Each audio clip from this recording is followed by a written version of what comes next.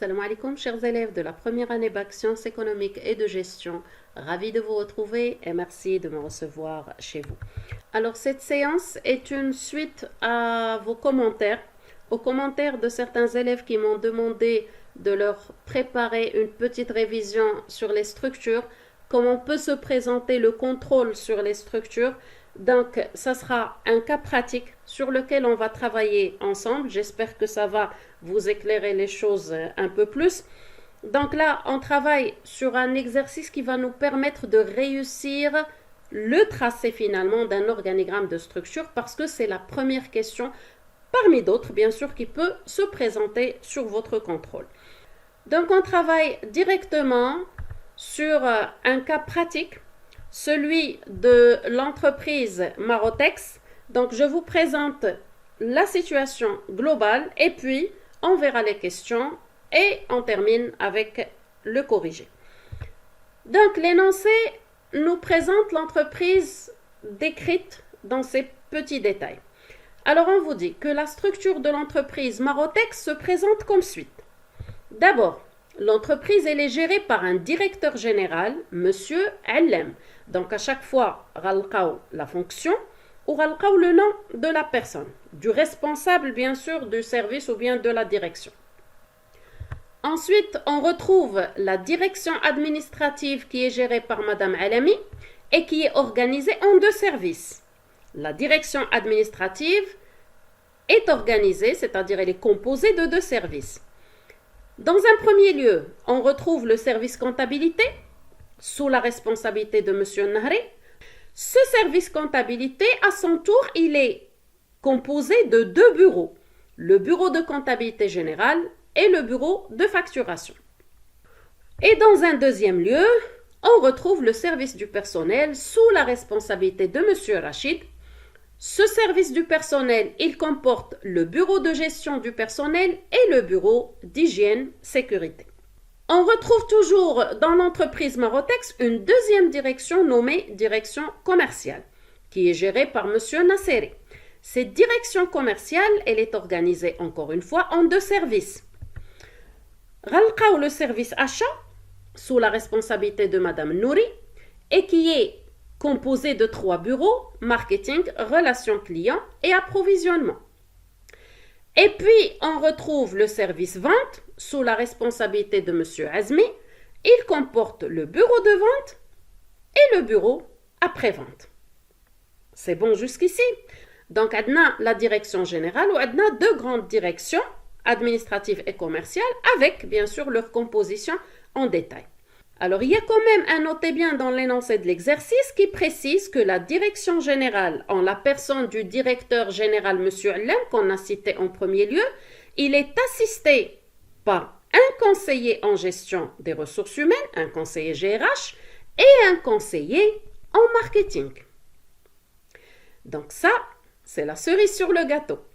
Et c'est déjà à travers ce notez bien que vous devez déjà avoir l'idée sur le type de structure. Donc, on verra la question par la suite.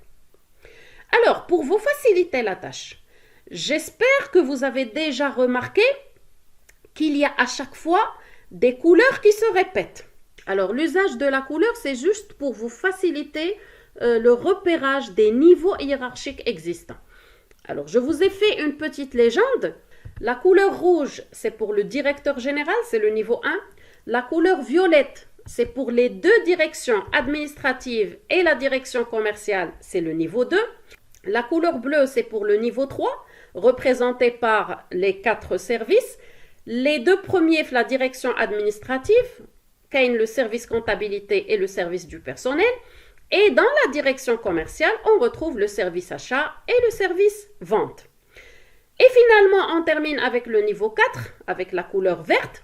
Et là, on retrouve les différents bureaux existants à l'intérieur de chaque service, à commencer par le service comptabilité, la direction administrative, qui est le bureau de comptabilité générale, qui est le bureau de facturation. Service personnel, on retrouve le bureau de gestion du personnel et le bureau hygiène et sécurité. Dans le service achat, la direction commerciale, qui est le bureau marketing, relations clients et approvisionnement. Et on termine par le service vente, là où on retrouve le bureau vente et le bureau après-vente. Vous allez vous poser la question peut-être pourquoi je n'ai pas dressé même les conseillers avec les niveaux hiérarchiques. Eh bien, je vous rappelle tout simplement que le comité de conseil ne fait pas partie de la ligne hiérarchique. D'accord? Donc là, après explication de l'énoncé de l'exercice, on passe directement pour voir quelles sont les questions qui sont posées et auxquelles on doit répondre. Alors, première question. Représentez l'organigramme de structure de l'entreprise Marotex. Deuxième question. On vous demande de déterminer, bien sûr à partir du tracé que vous allez concevoir, de déterminer le type de structure. De quel type s'agit-il? D'ailleurs, la réponse, on l'a déjà à travers l'énoncé, avant même de tracer l'organigramme. Et toujours dans la deuxième question, on vous demande également de justifier votre réponse. Donc, quel que soit le type de structure que vous allez décider, eh bien, vous devez justifier le pourquoi. Troisième question, selon la réponse que vous avez présentée pour la deuxième question, vous devez citer un avantage et une limite de cette structure, c'est-à-dire de la structure que vous avez évoquée dans la réponse de la deuxième question. Alors, pour la réalisation de cet exercice, je vais vous rappeler les niveaux qu'on vient de présenter. Donc, le niveau 1, rappelez-vous que c'est en rouge, qui concerne le directeur général. Le niveau 2, en violet, qui concerne les directions. La couleur bleue, elle représente le troisième niveau qui se rapporte aux différents services existants. Et la couleur verte nous donne une précision sur le quatrième niveau qui présente les différents bureaux existants. N'oubliez pas que dans l'énoncé de l'exercice, on vous a précisé dans le notez bien qu'il y a présence de conseillers. Donc, on évoque l'état-major ou ce qu'on appelle le staff. Alors, le staff, je le répète, il ne fait pas partie des niveaux hiérarchiques parce que ça reste un comité de conseil. Les niveaux hiérarchiques, ça représente automatiquement ce qu'on appelle line ou la ligne hiérarchique. Donc, à partir de là, le type de structure, il est déjà clair puisqu'on parle de staff et de line. Donc, staff and line ou structure hiérarchico-fonctionnelle. Alors, on passe directement pour répondre à la première question, celle qui se rapporte au tracé de l'organigramme de structure de l'entreprise Marotex. Donc, le tracé maintenant, je crois qu'il est plus facile à imaginer. On commence à tracer des cadres. Dans chaque cadre, on reprend la fonction et le nom du responsable. Ça commence par le premier niveau, celui du directeur général, M. Allem. Sous l'autorité du directeur général, on retrouve deux directions, si vous vous rappelez bien. D'abord, la direction administrative, sous la responsabilité de M. Alami. Cette direction administrative est composée de deux services. D'abord, le service comptabilité géré par M. Nahri et qui est composé par deux bureaux, le bureau de comptabilité générale et le bureau de facturation. Le deuxième service, toujours dans la direction administrative, c'est le service du personnel qui est géré par M. Rachid et qui comporte également deux bureaux, bureau de gestion du personnel et celui, bien sûr, de l'hygiène-sécurité. Alors, le bloc direction administrative étant terminé, on passe pour tracer le bloc direction commerciale sous la responsabilité de M. Nasseri.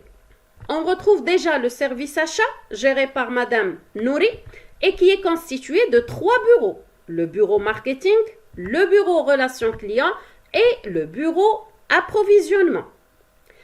On termine toujours dans la direction commerciale avec le deuxième service, service vente, géré par M. Azmi. Ce service, il se comporte de deux bureaux, bureau de vente et bureau après-vente. N'oublions surtout pas la présence des deux conseillers. Alors pour les conseillers, ça sera tracé sous la direction générale avec un trait discontinu,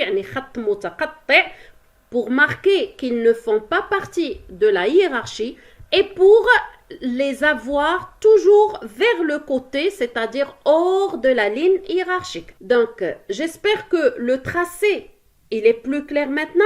Rappelez-vous qu'il faut déterminer les niveaux en tout début. Il faut déchiffrer la composition de chaque service, de chaque direction pour pouvoir avoir une image plus claire de l'organigramme. Je précise toujours que les niveaux dont je parle, c'est le niveau 1 pour le directeur général, niveau 2 pour les 2 directions administratives et commerciales. Dans le niveau 3, on retrouve les 4 services, comptabilité, service personnel, service achat et service vente. Et dans le niveau 4, on retrouve la liste des bureaux composant chaque service. Donc là, on retrouve l'organigramme de structure globale de l'entreprise Marotex. Ça paraît clairement que le type de structure est tout simplement une structure staff and line, c'est-à-dire hiérarchico-fonctionnelle, puisqu'il y a présence des conseillers et de la ligne hiérarchique. Donc à ce niveau, la réponse à la deuxième question devient plus facile. Donc automatiquement, ça sera tout simplement une structure hiérarchico-fonctionnelle, nommée aussi staff and line. Pour la justification, vous direz tout simplement qu'il y a présence des conseillers, il y a présence d'un état-major, donc automatiquement, on ne peut pas la nommer autrement. Pour la dernière question, on vous demande de présenter les avantages et les limites de cette structure. Alors, pour les avantages, d'ailleurs, la question fait un seul avantage, une limite, mais là, je vous donne quand même 2 de chaque. Alors, pour les avantages, il y a l'unité de commandement comme avantage majeur et il y a également la présence ou l'assistance des conseillers de l'état-major qui va combler finalement la structure. Alors pour les limites, on retrouve le risque de conflit entre les conseillers, c'est-à-dire les membres de l'état-major et les membres de la hiérarchie. Deuxième limite, c'est le coût élevé des services de l'état-major parce que pour engager et recruter des spécialistes, automatiquement, leur rémunération sera très élevée. Donc voilà, vous avez la réponse aux 3 questions. J'espère que c'est plus clair maintenant, que vous pouvez réussir facilement votre exercice ou votre contrôle. Je vous souhaite bon courage. Je vous retrouve les séances prochaines, bien sûr, pour la suite du programme. Si vous avez apprécié le contenu de la vidéo ou bien des cours que vous pouvez suivre sur ma chaîne, veuillez liker les vidéos. Abonnez-vous si ce n'est pas encore fait, activez la cloche pour ne rien rater et surtout partagez avec vos camarades autour de vous pour faire bénéficier tout le monde. Donc, je vous dis à très bientôt. D'ici là, dumtum fi ri'ayatillah wa ila al-liqa.